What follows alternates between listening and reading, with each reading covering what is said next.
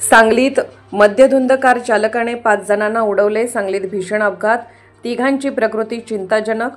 सांगलीतील बालाजी नगरमधील प्रकार, संतप्त नागरिकांनी गाडीवर केली दगडफेक। सांगलीत मद्यधुंद कार चालकाने 5 जणांना उडवल्याची घटना घडली आहे। या अपघातात 5 वाहनधारक गंभीररित्या जखमी झाले आहेत। त्यातील तिघांची प्रकृती चिंताजनक असून त्यांच्यावर सांगली शासकीय रुग्णालयात उपचार करण्यात येत आहेत। मद्यधुंद कार चालक रात्री 9 वाजण्याच्या सुमारास शहरातील बालाजी मिल रस्त्यावरून भरधाव वेगाने निघाला होता।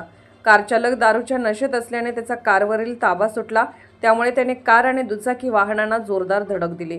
अपघात इतका भीषण होता की वाहनाचा अक्षरशः चक्काचूर झाला। यानंतर परिसरातील नागरिकांनी संबंधित वाहनावर दगडफेक केली। त्यानंतर मद्यधुंद वाहन चालकाला संतप्त नागरिकांनी चांगला चोप दिला। दरम्यान या अपघातातील जखमीवर सांगली शासकीय रुग्णालयातील अतिदक्षता विभागात उपचार सुरू असल्याचे सांगण्यात आले।